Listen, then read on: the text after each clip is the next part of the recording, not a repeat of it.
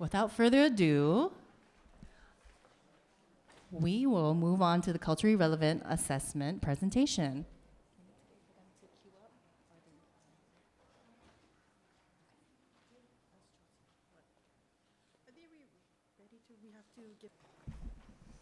Aloha ho.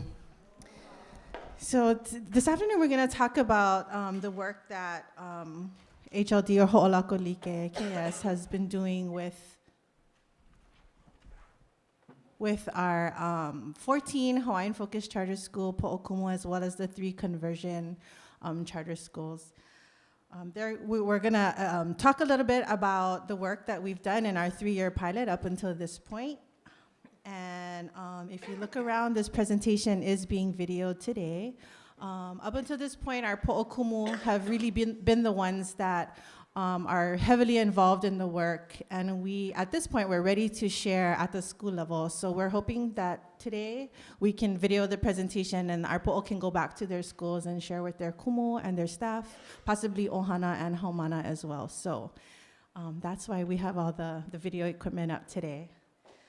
Also, before we start, in the spirit of continuous school improvement, this is a work in progress, and so we'll have, part of our presentation today will be an opportunity for you to provide feedback, and we really appreciate open feedback, honest communication and feedback on how we can improve, what you really liked. We've presented this conference locally, at the Hawaii Pacific Evaluation and Association Conference back in September. We've also done internal presentations to KS, and we also did 2 presentations, national presentations at the KREA, Culturally Relevant Evaluation and Assessment Conferences in Chicago, both this past year and the year before. So you guys are our people, and we want to be able to get some honest feedback from all of you today. So before our po'o start and sharing about our work, they've asked me to set a foundation about the historical context of education in Hawaii, which really explains the urgency for the move towards culture-based education implementation for our Native Hawaiian learners. As most of you know, we can probably spend 2 hours just talking, or more, talking about the history of education in Hawaii. So the beginning will feel just a little bit fast in terms of dates and some important events that happen in related to education in Hawaii. So I want to start off by saying our kopuna always had propensity for education, excellence, innovation, and learning. So this is a key concept that sets the foundation for all the work that we talk about this afternoon. So prior to Western contact, there were approximately 600 to 800,000 Native Hawaiians. We were a culture based on oral tradition, which we know is how family genealogies, traditional chants and mele, as well as mo'olelo were passed on. When missionaries came in 1823, they brought with them their written literacies. Native Hawaiians accepted, learned, and quickly excelled in reading and writing. In 1826, only 3 years later, the first alphabet, grammar, dictionary, and spelling book was developed by a Hawaiian youth named Henry Opu Kaha'ia. 8 years later, in 1834, Hawaiian newspapers were printed. Besides the purpose of reporting the news, newspapers became an important venue for perpetuating the traditional stories and chants that at one point were only an oral tradition. By 1927, there were over 15 different newspapers and over 125,000 pages printed. So we see that in less than 1 generation, our kupuna excelled in written literacy, and Hawaii became one of the very few countries in the world with universal literacy. Universal education was highly promoted by our ali'i. Kamehameha Ekolu, here on the left, is often noted for saying, "O ko'u puni, he au puni pala pala ko'u." My kingdom is one of literacy and education. In 1841, King Kamehameha established the public education system in Hawaii. It is the oldest educational system west of the Mississippi and the only system established by a sovereign monarch. This could also be considered the first system of Hawaiian education, as the delivery of curriculum was in Hawaiian. Hawaii went on to become the 5th country in the world to have compulsory education for all children. I would also like to note that Kekuanao'a, on the left, was president of the Board of Education from 1860. So as you can see, education was prevalent and very much valued by our people. As we all know, the number of Native Hawaiians drastically decreased after Western contact. Estimates of Native Hawaiians in 1831 was approximately 130,000. Many were plagued by Western diseases like tuberculosis, influenza, smallpox, etc. However, the decline in the Native Hawaiian population was not necessarily the reason for the decline in education. We believe that the largest factor was the decline in political agency, or the loss of educational sovereignty. The imposed assimilationist school system, with its content, instruction, and values, had blinded Native Hawaiians to their own brilliance and propensity for education. This has led to diminishing spiritual health, weakened cultural identity, and a dramatic decrease of Hawaiian language speakers. With this, Native Hawaiians lost their cultural responsibilities and connections to the land, their ancestors, their ohana, and communities. So in order to address this immense loss, over the last 30+ years, communities have been advocating for Hawaiian culture-based education in an attempt to restore and replicate the educational context that existed in the 1800s, a context to build strong Hawaiian identity and make Hawaiian cultural knowledge, ways of knowing, and practices the center of teaching and learning. The Hawaiian culture-based education movement is about reclaiming educational sovereignty. If we believe that the cause of education decline is due to the loss of political agency, then it is obvious that what we need to do is reclaim our education. We need to determine the critical knowledge and skills that Native Hawaiian students need to know and be able to do to be successful and to be passionate community contributors. Reclaiming educational sovereignty also means controlling how we assess these things. It means helping our people find passion and reclaim their responsibilities to their aina, their ohana, and their communities. It also means reclaiming the ways in which schools operate, the way school communities relate to one another, and it also means how administrator and teacher education happens. Hawaiian culture-based education is obviously important for cultural renewal and restoration, healthy community building, and academic excellence for all learners, but even more so for Native Hawaiian learners. This is our work to help our people heal and reclaim our education. We are aware that this work is only a stepping stone to reclaiming our own educational excellence, and we are completely cognizant of the challenges that we face and will continue to face as we navigate in the current Western system of education. This kind of work is not unique to our people. We see indigenous people all over the world struggling to heal and reclaim. Kathy Irwin, Maori education researcher, talks about Maori research and evaluation and says, "We don't need anyone else developing the tools which will help us to come to terms with who we are. We can do and will do this work. Real power lies with those who design the tools. It always has. The power is ours." Malcolm X, African civil rights leader who many of you are familiar with, said in an interview about his work, "The greatest mistake of the movement," he said, "has been trying to organize the sleeping people around specific goals. You have to wake the people up first, and then you'll get action." Wake them up to their exploitation, the reporter asked.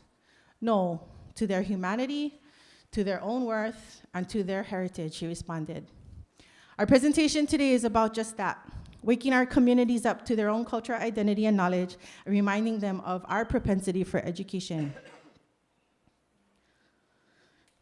Here we see Malcolm X's quote clearly evident a student's response when asked why their family sought Hawaiian culture-based education. "My parents wanted to give me the values of education that they were unable to have in school when they were in school. They wanted us to be proud of who we are because we deserve to be the types of people that our kupuna were. It is not our fault that our practices were interrupted, but it is our kuleana to make sure that it does not happen again."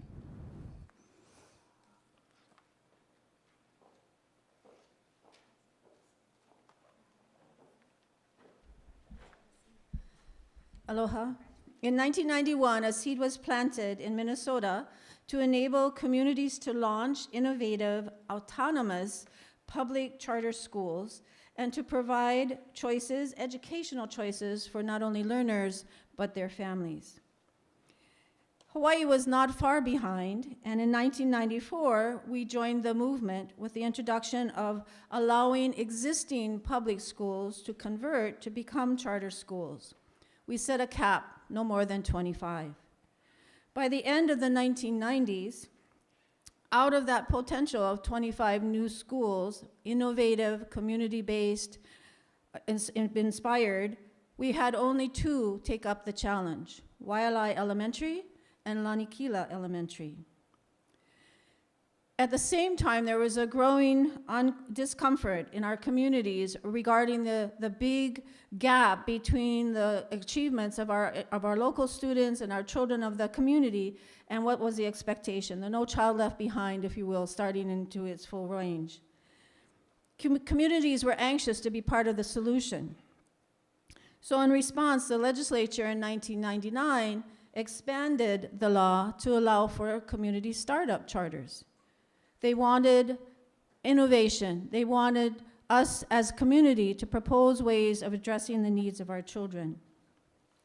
Within 2 years, many proposals were submitted, and the Board of Education, the then authorizer of charters, selected 23, and by the end of those 2 years, we had reached the cap of 25 charter schools. 14 of those new schools came from Hawaiian communities. The Hawaiian community was more than ready to step up to the challenge of finding new approaches to address the gaps that our own children were experiencing. We were looking for ways to re-engage our learners, to re-inspire our teachers, to involve our communities and families. All of the original hope, if you will, of having charter schools to begin with, genuinely community-based, innovative, and engaging for a new and changing world. Today we have 34 charters, of which 17 are Hawaiian focused. As you can see, they're spread across our island. We have over 4,000 students enrolled. 81% are Native Hawaiian children and youth and families, and 88% of our schools have received WASC accreditation. Each of these charters, each of these Hawaiian focused charters, have their own mission and vision.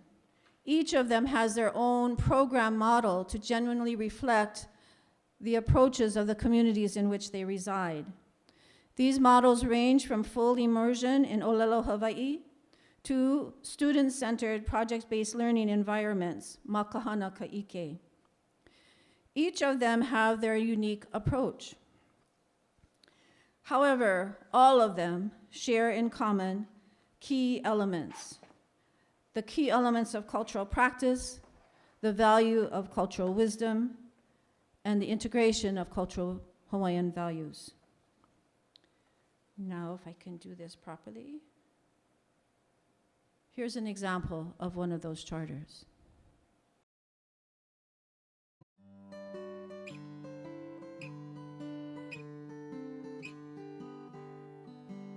Mai ka hikina ai ke komohana, mai ka akau ai ka hema. Eia Hawaii, o ka moku o ke ave ai niiha o ka helelani. O Oahu, ka onohi ana kai kaulana i na pali hauliuli o ke ko'olau. Eia ke kula o Samuel Mānaia Kalani Kamakau, e ku ha'aheo nei I ke alo pali o ke ahi akahoi. O koma ko ala nuukia ka malama ana I honua Maliola, I vai ka ike a mea ka lawena aloha o nā kupuna, I mea e lei ai kako I ka leo Kalanakila. Ma o ka olelo Hawaii e ola ai na iwi o nā kupuna. O ke kumu honua Maoliola ka pō hale o kako. E le ia ana na ano a o apau I Kalanakila ma o ka ike kino, o na ohana ke kula a me ke kaia ulu na koko kolu e kako o ai ka hale o kako. What is unique about the teaching here? No leila, ma kia kula nei, hoa ono mako na kumu e imi I ala kupono no na haumana pakahi. Ke kahi manawa he pi'ina no, he ihona no, he kaolo ke kahi. O kamako me hiki ai, o iai he kula hoa mana ia, O ka mākou ai, wa ai ia mākou ma ke ano he kumu e hana I ka mea e pono wai ki keiki, ka ohana ke kaia ulu, a mei mana o ka la hui. A ole ia he kula wale no. Oi aku ka ikaika o ka pilina ma ia aina nei, he pilina ohana.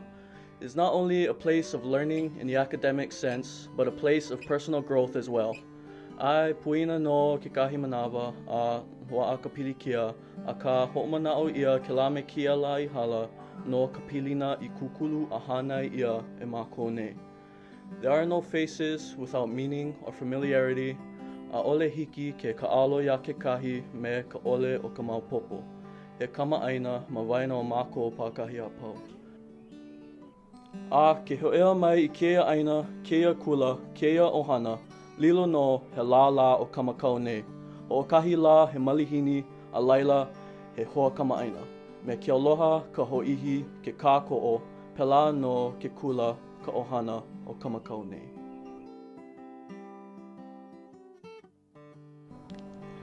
I mai ka iki kalo I ka oha, o ai pau he aina uli I ka lo I kalo. A malaila mākou I ho ulu ai ka mākou a malama aina. O ke ahi o na haawina a mākou I a oe, oe no ka laulima oe, ke kōkua aku kōkua mai oe, a me ka huli kalima I lalo oe. Vai ka aina I ke kanaka a ma kamakau nei, malama ia ka aina me he mea la he kupuna. Me ka nui ho'ihi a me ka na'au ha'aha. O koia i'o, he ali'i ka aina he kaua ke kanaka. Here at Samuel Manaya Kalani Kamakau, we have a unique traditional graduation ceremony. The senior class participates in a week-long process that leads up to graduation day. What makes the ceremony unique is that all grade levels from preschool to 11th grade also have a responsibility in taking part of graduation day. Each graduate prepares their own leihulu, leimakau, and ha'iolelo. During the week of graduation, the seniors and selected kumu go to Kukani Loko to Aloha Aina, visit the schools that have supported Ke Kula o Samuel Manaya Kalani Kamakau throughout the years to mahalo them, visit Vahipana and retell the story of the Vahipana, which also includes swimming to Popoi'a. On the Friday night before graduation, the seniors sleep over at the school to prepare for a hi'uvai on Saturday morning, the start of graduation day. The hi'uvai is how the seniors get ready for their big day, from being a high school student to moving on to the next chapter in life as adults. Mahalo no ke kipana mai a mākou ke kula o Samuel Manaya Kalani Kamakau. Lana ka mana'o ua maika I no kau hoka I ana I ka ukula. Me ke aloha kamakau, mahalo.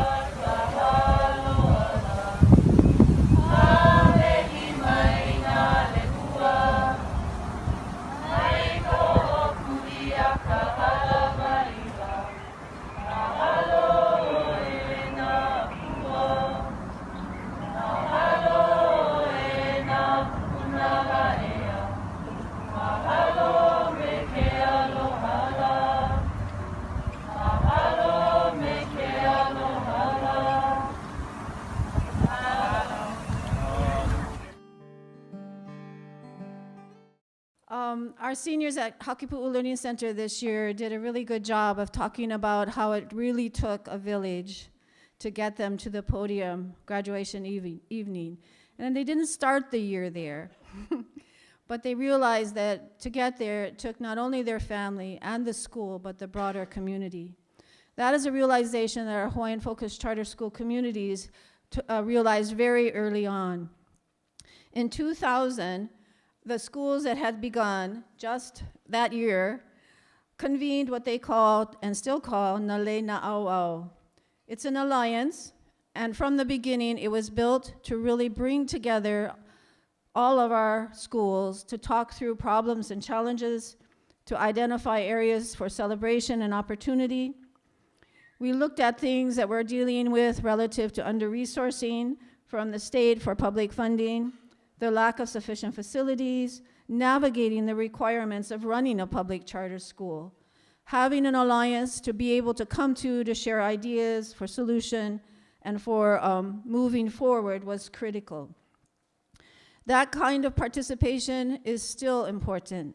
We have key collaborators that help us throughout our organizations, individually as schools and collectively as Hawaiian Focused Charter Schools. Kamehameha, Oha, Queen Liliuokalani Trust, our individual nonprofit support organizations, our communities and families themselves. All of them contribute in many, many different ways, from funding to leadership development, helping us through our self-evaluations and moving towards accreditation, keeping our programs strong with the input of their ideas and expertise, and just helping us weather the storm. Our Hawaiian Focused Po'okumu collaboration made possible with Kamehameha Schools has been essential to this on many levels, and in particular in what we're sharing with you today most recently. Coming together helps us build our own relationships so that we can push broadly across the paths that come before us, across the challenges that come before us. It helps us develop our own capacity. It helps us exchange information and solutions and ideas that make it possible for us to grow. Collectively, we plan. Collectively, we reflect. Collectively, we inspire. With this kind of broad effort, with this kind of collaboration across our communities, across our islands, we are able to contribute to genuine, transformative, systemic change and improvement. Okay, so that collective leadership within Kamehameha began in 2002 as we came together as individual leaders at the Kamehameha Schools Po'okumu PLC's, Professional Learning Community Gatherings. In 2013, we finalized our collective Hawaiian Focused Charter School Vision of a Graduate. As I mentioned earlier, each one of our schools has its own vision and its own mission. All of that we want to preserve, all of that diversity we find as a rich wealth. What we do also, though, want to find ways, did I bump it? Oh my goodness. We also want to find ways, though, to be able to report collectively. And in order to do that, we needed to find what are those elements that we share in common that we would be willing to find a way to report or to share out. And so that vision of a graduate, that common vision, was very critical to that. In 2014, we began our culturally relevant assessment project. We formed our steering committee and our various subcommittees to work on specific elements as they relate to our vision of a graduate. Talking about college, community, and career readiness, talking about cultural connectedness, and talking about growth and measuring it in a way that had meaning for individual growth, not just one class compared to another. This effort helps us tell a much richer story about what is actually happening in our particular communities. Hakepu'u Learning Center students don't do particularly well on the state assessment, but their growth in other areas is phenomenal. If we cannot tell that full story, we cannot really honor the contributions that each of our schools are giving. Sharing the individual stories and celebrations in a way that is added to the collective effort makes our work much more broadly understood.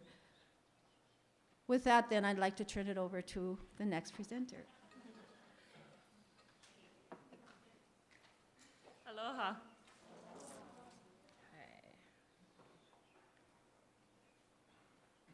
So guiding our work was, just as Auntie Charlene mentioned, the 2013 work that we did around the vision of a graduate of a Hawaiian Focused Charter School. So themes that came up from this work was that the graduate from a Hawaiian Focused Charter School would have the cultural knowledge and responsibility to family, community, and environment. And that individual, or that haumana, graduating haumana, would also be college, career, and community ready. So from this graduate themes, 3 different working groups was born, so to speak. And all of us divided ourselves amongst these 3 groups. So the 3 groups are, as Auntie mentioned earlier, the Cultural Commitment Work Group, and you'll hear from them a little bit later, the Interim Growth Work Group, and then the College Career Community Readiness Work Group, which is what I'm going to speak to right now.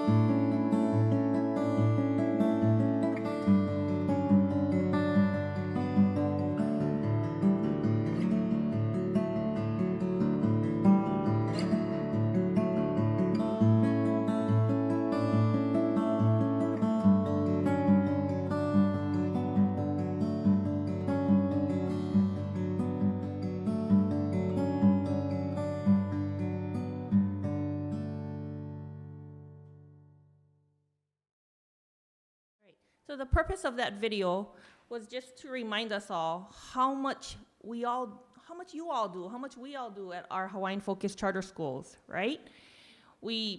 And that's the first thing that our group did for college, career, and community readiness is we took an inventory of what schools were already doing out there. All of our schools were talking about preparing our kids for college, career, or the community, right? We had schools providing hands-on relevant experiences and opportunities for our students to learn and thrive. We had community and field experts working with our students, working with our schools. We were providing guidance and nurturing to empower students to be alakai out there, to be community leaders. All of our schools already had this in common, but how are we capturing this information? How are we gonna share this information with others, How are we gonna use it to measure growth? That was the question that we were asking ourselves as a committee. And so the first thing that we decided to do, since everybody talked about being ready for college, career, and community, is we came up with a definition of readiness that was robust, that we all agreed to. What was readiness gonna look like at all the Hawaiian Focused Charter Schools for college, career, and community? The next thing we did is, as we inventoried all of the schools, and we had schools, kind of take a survey of what they do, all of the schools, or most of the schools, had some kind of personal learning plan in place or in development, or a personal transition plan, or some kind of student portfolio. Everybody was either had one in place, or they're creating one, or working with one, or piloting one. So we took a look at that. And what we decided was we'd start there. After the definition of readiness, we decided to say, okay, we're gonna come up with a common name for what this item would be. And we decided to call it a student success plan. Okay, so it doesn't matter if your school calls it an individualized learning plan, or a portfolio, or a personal transition plan. We would lump them together, we'd call it a student success plan, and we would come up with a process or a rubric to measure what to include in this learning plan across the board across at all of the Hawaiian Focused Charter Schools so that it would be consistent amongst us. Okay? And lastly, I'm going to show you that rubric in a little bit. And then lastly, we decided to look at a graduate survey. So through Ho'olakolike, we all, if you have seniors, we all take a graduate survey, or our seniors take a graduate survey before they leave our schools. And when we looked at that data and what it captured, it actually was very good data. It was good information that asked our graduates tough questions about being ready for college, being ready to be on their own in the community, being leaders in the community, following that career dream or pathway. Okay, so I know this is a little bit hard to see, but we'd be happy to share it, or your po'o can share it because they have copies. But this is the student success plan rubric that our group, or our working group, worked on and spent most of our time over the past year and a half or so developing and piloting. And so we have 3 dimensions here, and it's grounded in the readiness definition, but it measures the process. It's a school-wide perspective. There's 3 strands, 13 dimensions, and when we say we piloted, we had 70 staff members use this and give us feedback, and we had 16 principals also give us feedback on this. And last but not least, right towards the tail end of this school year, we actually had students give us feedback on this rubric. And so it's not a rubric where you would be rating the child's personal learning plan or their student success plan, but you're rating or you're using it to guide your school's process. Like if the school has a process in place to capture these items in that personal transition plan. Okay, because we didn't want to be prescriptive, yeah? We just wanted to provide some guidance on the process part. Okay, so this is one of our tools. Okay, and then the second tool that we're working with is that survey that I talked about. And so when we looked at the data that we've been pulling off of this graduate survey, this is a quote that comes from that survey. And it says, being a student here, I learned so much about many different things. One of the things that stuck in my mind from learning here was la'au lapa'au, or Hawaiian medicine. So learning this made me want to get into the medical field, but not just any medical profession would do for me. I want to major in a class that takes pain away from people. I want to be an anesthesiologist. I want to make the people feel no pain in procedures. And the way that the question was worded was just to pull out that, what exactly did that student want to do when they left that Hawaiian Focused Charter School? And so this student was very specific. They knew what they wanted to do, and they knew why, yeah? It wasn't become a doctor to make money. It was to help people.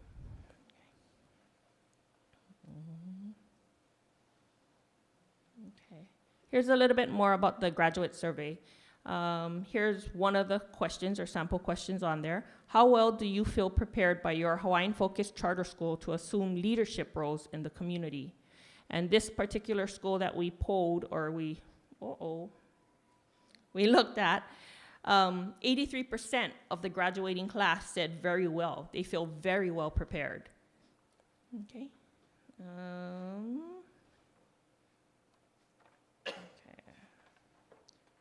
So college career community readiness tools. One is that process rubric for the success learning plans. The other one is looking at the graduate survey and how we can use that information and report out on that. And then the next thing that we just added this school year is we're going to be working on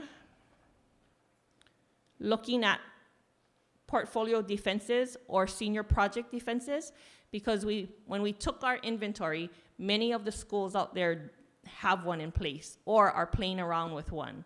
And so that's our next thing, is to take a look at how we might be able to capture this information collectively at all Hawaiian Focused Charter Schools. Do I have time to play it? Yeah? Aloha. O kanaula so ka hui ko uino no wa anan mai o. O namani kwe hismet sahaba ko uino o au ka o lapahula no halau o halamo punaleo. O ai Isaiah Kila Ko'ino, no Nanakuli Mai Ao, no Ho Ao Ike Alanui o Moke Ave Street. Kia Ikini Lesbe Parmax Ko'ino, no Mokaha Kahio Kobigo Ole Mai Ao. I chose this quote: in the long run we shape our lives and we shape ourselves. The process never ends until we die, and the choices we make are ultimately our responsibility. Eleanor Roosevelt. I feel like this quote really spoke to me when I read it, because I feel like it states that it's our responsibility on what we want to do in the future, what we want to make of ourselves, and what kind of impact we want to make on our community. Namea Bye Bye, as I said, is the firm foundation that I stand upon, or I want to build on. I feel that without Namea Bye Bye, I'd still be a pretty good student, but I wouldn't be as confident as who I am, or know as much as I know of myself now. So my artifact that I chose is the Rise From Take a Stand poem that we did last year during our HFCS project.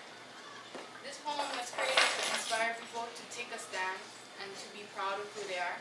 I feel like Diamond Head isn't really a good name, because some foreigners climbed up the slope and they found like crystal looks like diamonds, and they thought that, and so they just named it Diamond Head. And I feel like that's not a right name, because this describes what's on the mountain. But then Leahi really means brown-ridge tuna. It looks like a tuna's dorsal fin, and if you can see, it kind of does. A little bit.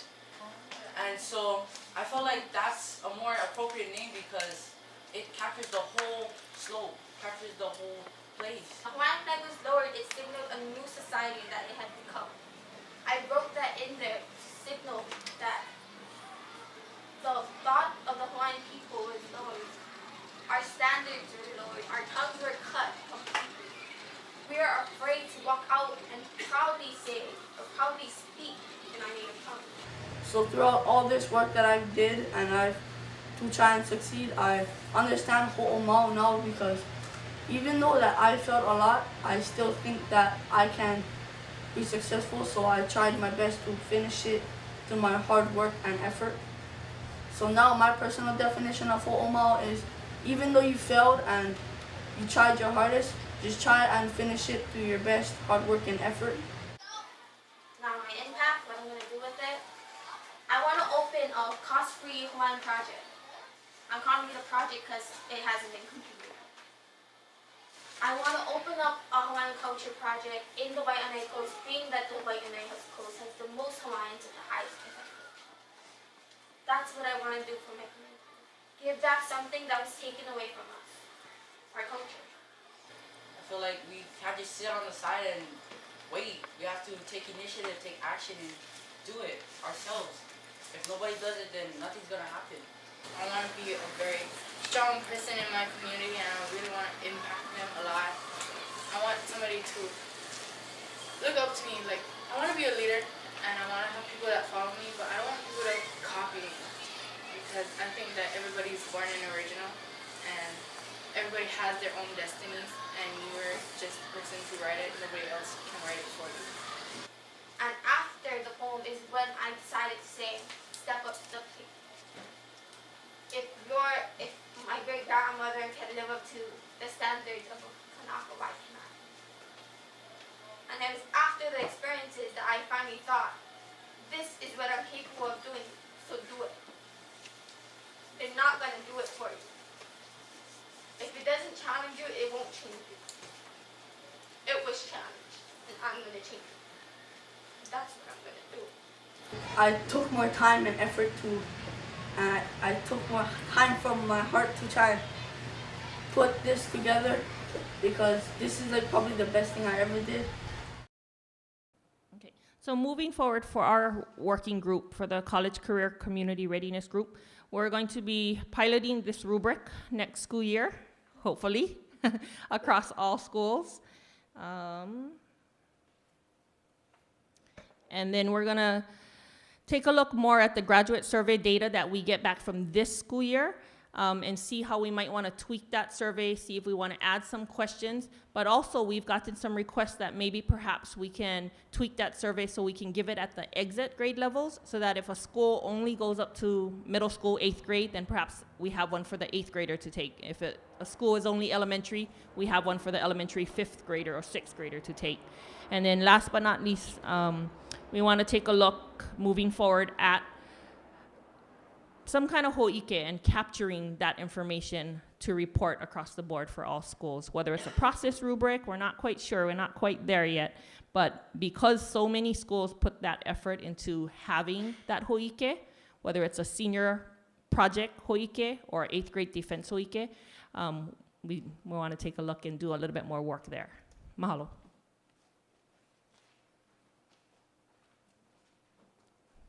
Okay. Oh, pakana au ya kilavikio. I always gotta wipe a tear because I follow Ali all the time.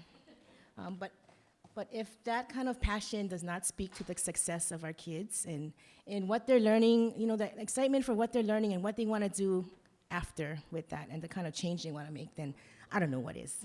So moving to the next committee, so Interim Growth. I want to acknowledge our 6 schools in this committee, and that's Kekula o Navahi, Kalenio Pu'u, Kekula o Kamakau, Kuala Pu'u, Kekula o Puniniho, Akahelelani Aloha, Kanaka, Kawaikini, and Halau Kumana. So all of our 6 schools have been working over the past year, 2 years, to help and develop this interim growth piece further. So first of all, as we all know, the state relies on a single state assessment to measure the success of our students, whether it's the SBAC for reading and math or HSA for science. Most recently, they've added a Loi Loi Kaiapuni, which is the Hawaiian language grades 3-4 assessment that replaces the SBAC for grades 3-4. However, looking at this one single test, a snapshot in time, for many of our schools, it's a challenge, yeah. Especially for the 6 Hawaiian immersion charter schools. Expecting our students to take a test for the first time that they're learning English formally in the class at 5th grade is challenging, and it's a difficult situation to be placing our students in. For other charter schools, many of us accept students who are performing at years below their current grade level. For whatever reason, the charter school was a choice where they weren't performing well or doing well in the traditional DOE system. And so for us, the interim work group, we really wanted to look at identifying supplemental assessments and tools that would complement the single state assessment to really give a more holistic picture of our individual students. And collectively, we're looking at assessments that are rigorous, relevant, and really vision, mission specific and driven. We all know, all of us in the schools know how much we assess our students. Yeah, it's not just a single state assessment. You know, a lot of our schools have school developed assessments. They're off-the-shelf assessments such as NWA, STAR, Compass, Heahala, that the schools are using to have that more comprehensive picture of our students. And really taking them from where they come to us in their, how they're performing, and then celebrating with them across the year and throughout the years as they're continuing to make progress, regardless of whether they're meeting the cut score of our SBAC and ranking at meeting or exceeding from the state. And so the Interim Growth Group, throughout these past 2 years, have developed a validation and process review template consisting of these 4 components: the rationale of why we feel it's important that schools identify a secondary or supplemental tool in addition to our Strive High data. Also assessment guidelines and setting the criteria, such as, you know, looking for assessment that you have data for up to 3 years back or beyond.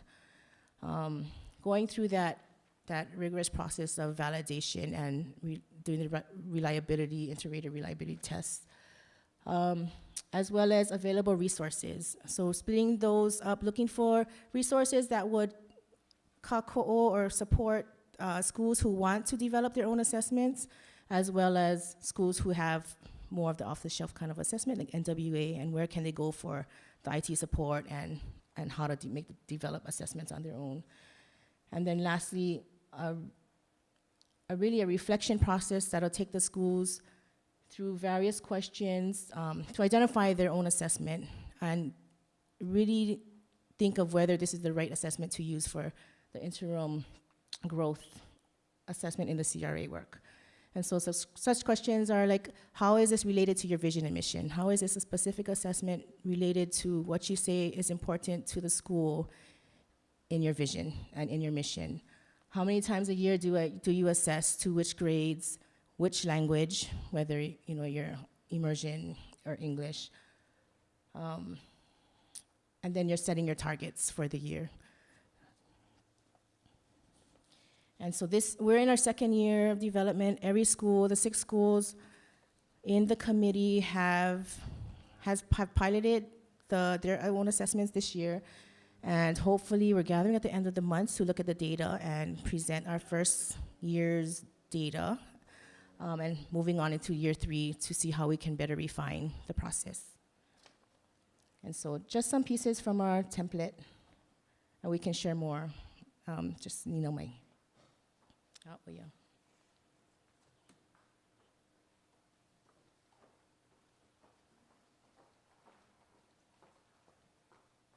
Aloha. I know you guys have been sitting for a long time, so just let me move that up a little bit. So if you could just put your hands up in the air, wave it around. Make sure you stay with me. We're almost pow. You can do it. Okay, put your hands down. Okay, so our group was charged with creating a common assessment tool that would validate and strengthen rigor across the schools, but looking at assessment and a tool that was beyond just the reading, writing, and math. We really were trying to assess our learning environments, that how well were we doing at really what our initial mission and visions of our school were. How were we doing at supporting our haumana to, as we heard earlier in our talk, wake them up to their humanity, their identity, their own worth, and their heritage. And so this was a very daunting task that a few of us in the beginning took on, and we looked at each other and we said, whoa. It's so important, but yet such a challenge. And such an honor, and we really realized the magnitude and gravity of what we were trying to create, because it was an assessment tool or a reflective tool that was necessary to look beyond just each individual school. Like, it needed to be something that was collective, but also embraced and celebrated the uniqueness across schools. And so we really looked at thinking about and recognizing that each and every one of our schools was unique. Each and every one of our schools did it in a different way, and none were better or worse. They were just different, and we wanted to celebrate that diversity. So we went on a listening tour, and we asked the different po'o and to really tell us what is it, and what are the exemplars that you would look at for a performance assessment? What are authentic performance assessments that you are doing that show that your students are successfully able to show their connectiveness as well as contributions to the community? And once again, we came up with these beautiful ideas, and everybody shared their mana'o with us, and we looked at this rich depth of information to look for what was the commonality. And what we found was that what was common amongst all of the Native Hawaiian charter schools was Aina-based learning. So we celebrated, we're like, yes, we figured it out, Aina-based learning. Okay, so how are we going to then assess rigorous land project-based learning? So then once again, we looked at our small little group and we said, whoa, And because once again, it was a very daunting task, right? Yes, we know this is what makes us unique. It's what binds us together, but it's, okay, so how do we do it? So we spent some time looking at each other, brainstorming, looking at ideas, and really what it came down to was a beautiful event of just listening to Aina, and really what we should have done in the beginning, but it took us a little while to get there, was to return back to, well, what would Kupuna say? Like, what does the Aina tell us about learning and growth? And so this led us on the path to looking at not the goddess, Haumea, around fertility, but beyond just the goddess Haumea, but the understanding of Haumea as a process of rebirth and growth. And so then that's when we begin to think about, if we want to be reflective on Aina-based learning and the rigor, and really push us to new understandings, and really make sure that our haumana and the work we're doing with them is really preparing them for, if they want to go to college, they want to go to college. But really, it's that next step of how are you going to give back to the community? And so with that in mind, Haumea was perfect, because what we talk about and what we think about is this idea that there are certain elements or certain things that need to be in order to understand new growth and learning. And so this image right here is, we looked all over to find the perfect image of Haumea. And really what you need, and that's what we spent some time, we had just come from Papaku Makavalu, and so we had this image of, okay, so what is Haumea, and what do you need to have in Haumea? You need kuauhau, you need to have that understanding of that richness that's deep and where you come from. You need sun and water, heiau, ceremony, friction, all of these different things. And so what we realized was, if we can find these elements and recognize them in the learning and the performance assessment, then maybe this is a tool that we can use as a lens to look at what is rich Aina-based learning. And so this right here, as we explained kind of this framework of Haumea, it's, as we know, the lava comes down and it covers very rich soil. But there's no growth, right, yet, not yet. But there needs to be, but there is underneath, right, that richness. And so, but you need to, in order to have that new growth, in order for that kupu-kupu fern to shoot through, you need to have that break. You need to have that friction in order for that new growth to come forth. And so that's what we're looking for. We're looking for, okay, how can we go and create tools that will help us to reflect on what we want to see, which is new growth. So as you can see, we went through multiple iterations of our tool. We said, okay, we're going to take a look at Haumea, and we're going to look at where do we see examples of kuauhau? Where do we see examples of elements of sun and water and recognition of the importance of these elements? Where do we see examples of heiau, or recognizing the importance of location? Where do we see examples of ceremony? Where do we see examples of that friction where students are being asked to be in that place of dissonance and uncomfortability in order to grow? And so we went to each other's schools. We jumped in a plane, got to each other's schools, went and tried to find evidence of this. And it really, one of the first schools that they came to was Malamohunua. And it really helped us to be reflective on, they just came to visit and give feedback on our PICO, on our protocol in the morning. And the opportunity to reflect allowed us to push ourselves to our next practice, of really thinking about, when you think about these elements of learning and growth, how are we doing it, and what are our next steps? After we went to a couple of different schools, we realized, wow, this is a lot that we're trying to accomplish. And so that moved us into our next phase of maybe what we need to do is dig a little bit deeper and just focus singularly, so that we're not trying to accomplish everything in one fell swoop. And so what we decided to do is we that's that last section with the Kupu Kupu Cultural Competency Framework. And that was our next iteration that we're currently in right now. And Kupu Kupu is that first fern that we saw in the original picture. And what we decided was we were going to focus in on Ku'auhau, that first section. And we said, okay, so what we need to do is be very specific. When we talk about Ku'auhau, what are we talking about? And in order to simplify and really clarify what we wanted to do, we said Ku'auhau was the recognition, recitation, and application of the learning journey to arrive at current insights, abilities, and kuleana, responsibility and privilege. And we said, and this is probably the elementary school teacher in me, we said we were going to come up with some I can statements. We asked the Kumu actually to come participate on our learning journeys as well, and they helped us to dig deeper because that was the real work. And so they actually looked at the po'o and said, wait, what are you guys trying to do again? Because we were very theoretical. When we had the Kumu come in, it kind of grounded us back to, okay, so what are you really trying to get done? And really the part that we're trying to get done was to see the learning. And so we came up with these I can statements. I can use lessons from the past to navigate challenges impacting my future. Now that makes more sense, right? Now we have something that we can kind of sink our teeth into.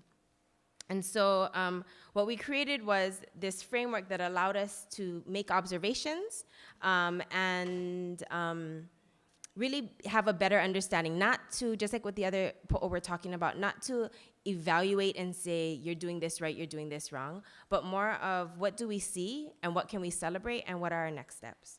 And so really this framework and the tool becomes an opportunity for the school, the student, and a visiting group to come in and look deeply at how do we celebrate the amazing work that we're doing around this AINA-based framework.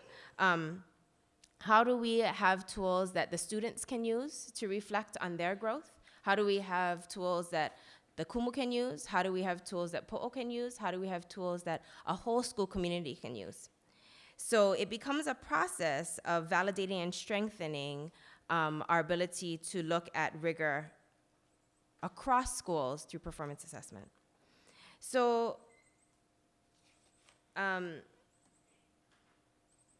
now this work is very exciting. As you can see, we got to visit each other's schools. And as you all know, in Hawaiian Focused Charter Schools, we don't have a ton of resources.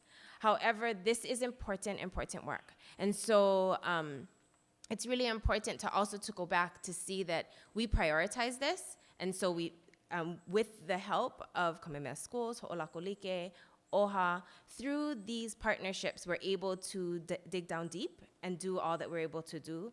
But it's important to go back and understand that we don't do this in isolation, and that there is a struggle that we need to acknowledge and we need to recognize, because we know that this is the work that is important to do. We are going to continue to do this work, but we also realize that it's not going to be easy. And so we do need to make sure that we all come together to continue this work. So I would like to share a snippet on Kavaikini, and there what we feel is a really nice visual representation of the work that goes into all that we do around charter schools. I was a teacher in the Hawaiian Immersion program at Kapaa Elementary School for many years. It never quite fit that situation where the immersion program was a school within a school. The students were ashamed to speak Hawaiian outside of the classroom, especially on the playground, because the kids would always ask, "What's the matter? Don't you know English? How come you're stupid or what?" And the kids would be ashamed to speak Hawaiian. And what we wanted was for them to be proud to know both languages. What would start to happen is they would choose to speak Hawaiian in the class, but they would choose to speak English outside, which is good for bilingualism, but we want them to be able to be immersed in the language and use Hawaiian in all areas. It's not just an academic language, it's a life language. It really felt in this whole process when we found this place that the community at large really wanted us to be here. It's wonderful because it's Punana Leo from preschool through kindergarten through 12 and then transition right into college. So it's P through 20 campus is a really wonderful opportunity for our families. When we started this off, it was a bunch of parents that wanted to start a school, yeah. So we all had to learn this from nothing. If we'd known how much work, we wouldn't have believed we could do it, really. Yeah, truthfully. The idea of having a charter, okay, great idea. Oh, need a 501c3 first. Someone needs to go advocate for the charter, jump on a plane, and it was very competitive because it was limited slots. Jump on a plane, legislative process, jump on a plane, and the many meetings with the charter review panel. We looked at the Kapa'a base yard. We looked at the old police station down in downtown Lihue. Oh, another place in Anahola. So we started thinking bigger and looked at this site. The place looked like a jungle. Kauai Community College. And they gave us a 25-year lease. We had to go to the planning department. When we did get our special use permit, there's a lot of details. You have to write letters to all of the surrounding areas and all the different neighbors. Putting up the buildings, that was a really big deal. We build the foundations, put the buildings back together. Had a lot of support from Brian Baptiste, support from Ian Costa, Ezra Kanoho, Ed Renault. Kauai Veterans Express. Our mayor has been incredibly supportive. There's an Atherton grant. Young brothers, Ralph Kushney's company, Kushney Construction. To see it, to be honest, is proof that hard work pays off. And knowing that, we look forward to putting in more hard work and seeing more. When we got this property, there were old dilapidated buildings on the property, big piles of recycled and rubbish and old engine parts and all of this kind of stuff. When I first came to the campus, the first year we opened, what I saw was just empty grounds and all of that. And I saw a tent slowly going up there. And then they started to describe the tents. They go, well, we're gonna have 2 classes in there, we're gonna have 3 classes in there, we're gonna have 4 classes in another tent, and then we're gonna have all of middle and high school in one tent. Our governing board, that's one of the great things that they did, is that they went out when they first started and talked to our legislators and talked to our council people. There's a number of things that have happened because of that. So one of the examples is we have these 2, they call it Project Frog buildings. That is a partnership between the Office of Naval Research, Natural Energy Institute at UH in Manoa, and Project Frog. We call it Hale'akamai, which means smart house. It's designed so that you use the natural elements. So right now we have 8 buildings that we're blessed to have from Kamehameha schools after their renovation on their campus. We also have a building from Kukui'ula Development in Koloa. The water in this area mostly goes to Grove Farm. And we just want to mahalo Grove Farm because they allowed us to have water. If not, we would not have been able to, continue or even open our school. We've had a lot of help over the years. KCC, Ho'ola, Lahui Hawaii comes in and helps with health and exercise, and Waipa, and lots of different foundations, community gardens. From straight going to tents, porta potties, being scared to go to the bathroom a lot because of the spiders, to just growing to having AC, solid rooms, 4 walls. Yeah, Waikini is more than what they see. It's more than, I mean, you can see it in us, how much of a passion and how much we love this school. After I graduate, I am planning on going to UH Hilo to get my degree in early childhood care so I could come back to Kauai and open, they call it a Hi'ipepe program. It's like a Hawaiian culture, Hawaiian language-based daycare. A'ohehana nui ke alu'ia. There's always no task too big if it's done together with everyone's help. There is no way we would be here if we didn't have the help and the assistance financially, physically, spiritually here, and the support that we have from different community organizations. So.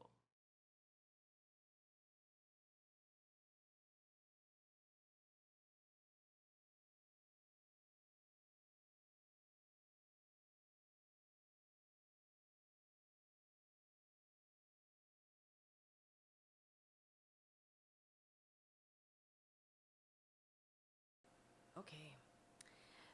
So thank you, mahalo nui, for listening to us and allowing us to share.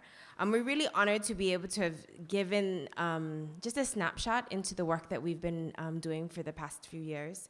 And we would greatly appreciate the opportunity for you to, first of all, on your tables you had a handout.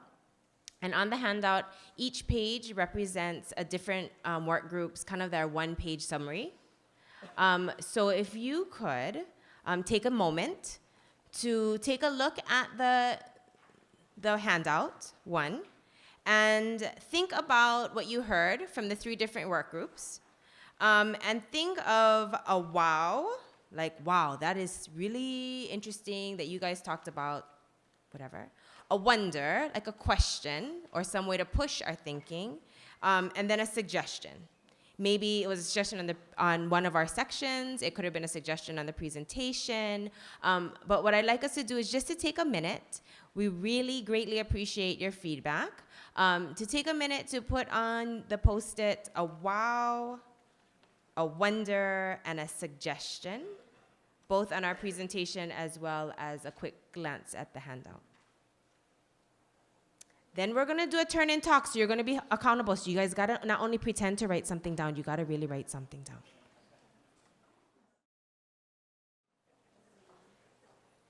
Okay, so that was your 2 minutes. If you could turn and find a partner, and if you see a friend that is sitting by themselves, please go be friends with them.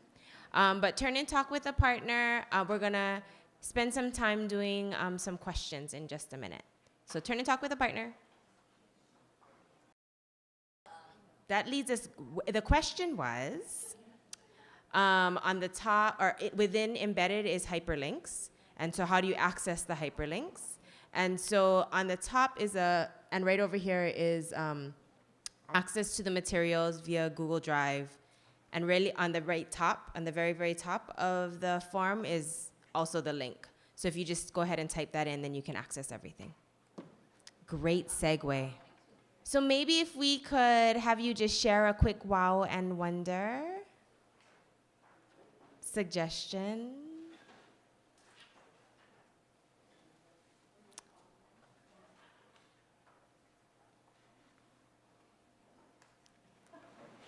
I'll share. This is the second time I heard this presentation, but the wow for me was the beginning of the presentation. Just the data and the timeline that showed about our Hawaiian education, where we've come to, and the possibilities of where it can go. That struck me the first time, and it struck me this time. So I just want to say mahalo. At that meeting, the first time we saw it, I commented that I wanted that to show to our limahana, but we also talked that we want to show that to our parents, and just know that they are part of this journey with us, and we're not in it alone. So their contribution of bringing their children in, and then at Komupui, Kaumapuna Boy, is that you're part of the journey. It's not just looking from the outside, but because we need your help. So that continues to strike me all the way.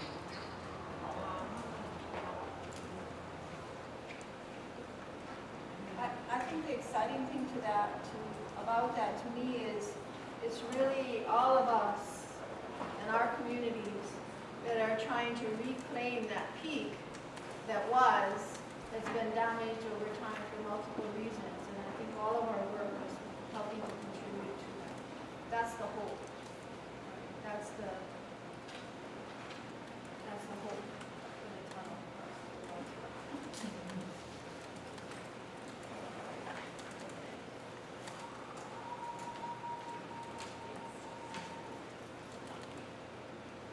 So we are collecting all of your papers and we're grading them.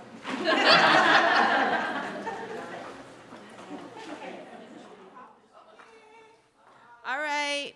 Mahalo nui loa for listening. I know it's very late. You guys have had a very long day, but we really appreciated your engagement. So, and we really appreciate your comments on the Post-its that we're going to pick up. So please make sure that you get them to us. Mahalo.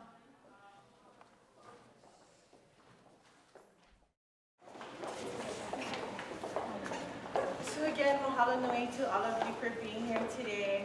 It's kind of bittersweet because we know this is, we had so much fun today, but we know that this is the last time that we'll be gathering under this name, Continuous School Improvement, and sharing our projects. But we're going to work hard to hopefully have other opportunities in the future where school teams can come together to do this kind of sharing and learning from each other. I'd like to say mahalo to Kelly as the lead for CSI, who did all the coordination.